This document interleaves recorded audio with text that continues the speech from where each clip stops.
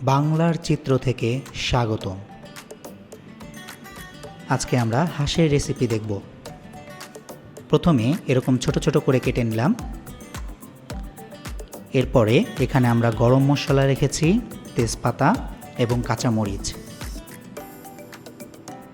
এবং এখানে রয়েছে হলুদের গুঁড়া, মরিচের গুঁড়া, ধনিয়া এবং জিরার গুঁড়া এবং লবণ।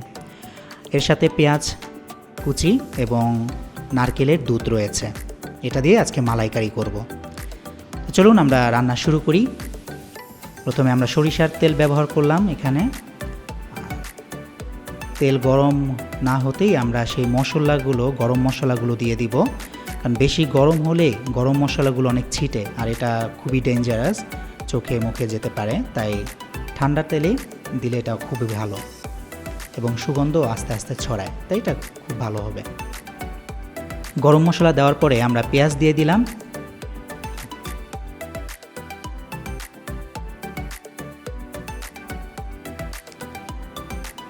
পেঁয়াজ দেওয়ার পর এখন আমরা তেজপাতা দিয়ে দিলাম।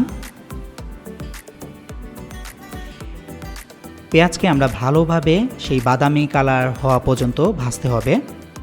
এটা বাদামি কালার হলে এরপরে আমরা মশলা দিব। তো এখানে দেখতে পারেন সেই পেঁয়াজ বাদামি কালার করা হয়েছে। এখন আমরা এতে 3 টেবিল চামচ রসুন এবং 3 টেবিল চামচ আদা দিলাম। একটু নাড়িয়ে নিতে হবে।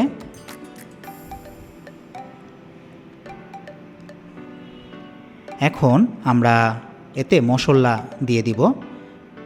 তো শুরুতে আমরা ধনিয়ার গুঁড়া, এটা 4 চামচ ধনিয়ার গুঁড়া এবং 4 চামচ জিরা গুঁড়া,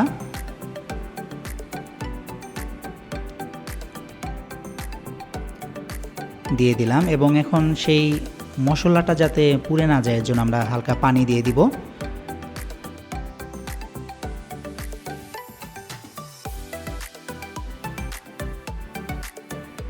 এখন এতে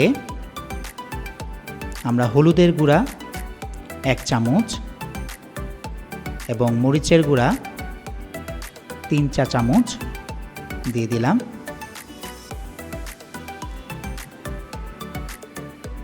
মশলাটাকে ভালোভাবে কষিয়ে নেব। মশলা কষানো হয়ে গেলে আমরা এতে এখন সেই মাংসটা দিয়ে দিব।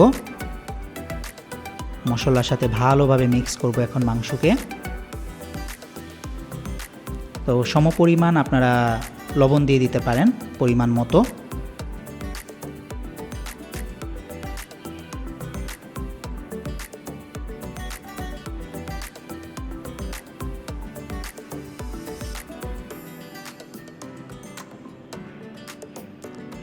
আমরা যখন কষাবো দেখবেন কষানোর সময় সেই মাংস থেকে পানি বের হবে, এবং এই মাংস থেকে যে পানিটা বের হবে এই পানি দিয়েই আমরা মাংসকে ভালোভাবে কষাবো, তাই এক্সট্রা কোনো পানি দিব না।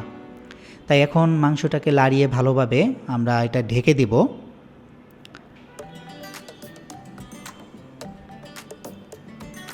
এটা 5 থেকে 10 মিনিটের মতো রাখবো। তো আমরা 10 মিনিট পরে ফিরে আসলাম এবং দেখতে পারেন এখন সেই মাংস থেকে পুরোপুরিভাবে সেই পানি বের হয়ে গিয়েছে। তো এই পানি থেকে আমরা ভালোভাবে মাংসটাকে প্রথমে কষিয়ে নিব, কারণ অবশ্য হাঁসের মাংসটা একটু শক্ত হয়, তাই এটাকে ভালোভাবে কষাতে হয়, না হলে মাংসটা শক্ত থেকে যায়। তাই কিভাবে নরম করে করা যায় তা আমরা দেখাচ্ছি।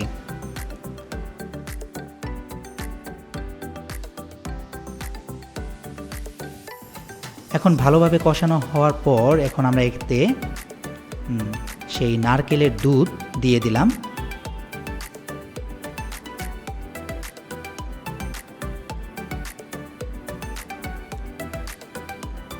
বাস, এই নারকেলের দুধ দিয়েও এখন আমরা এই মাংসকে ভালোভাবে রান্না করব।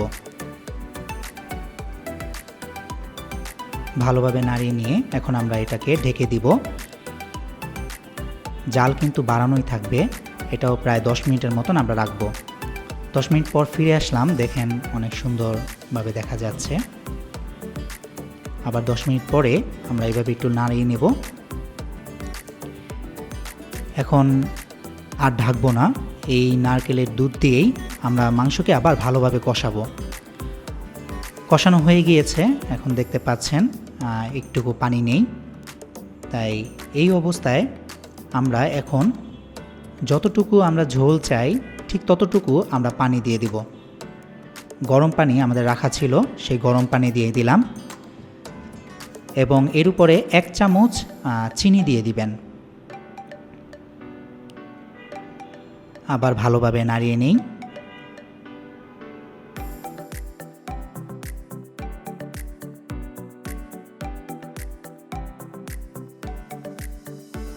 এখন একটু জাল বাড়িয়ে মাংসটাকে আবার ঢেকে দিব।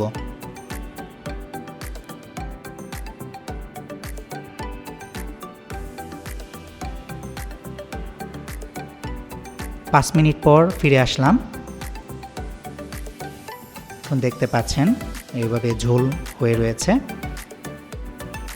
তাই একবার লাড়া দিয়ে আমরা আবারও এটা ঢেকে এখন চুলার জাল কমিয়ে দিব, অর্থাৎ মিডিয়ামে আমরা রাখব। এই মিডিয়ামে আছে আমরা এটাকে আস্তে আস্তে কুক করব। তাই বলতে গেলে মিডিয়াম জালে এটা কুক হবে। আমরা 10 মিনিট পরে আবার ফিরে আসলাম। এখন দেখেন বেশ সুন্দর হাঁসের মালাইকারি রান্না হয়ে গিয়েছে। এটা খেতেও অনেক নরম এবং খুবই মজাদার। আপনারা বাসায় এটা ট্রাই করতে পারেন এবং কেমন লেগেছে হয়তো আপনারা কমেন্টেও জানাতে পারেন। আপনাদের সকলকে ধন্যবাদ জানাই।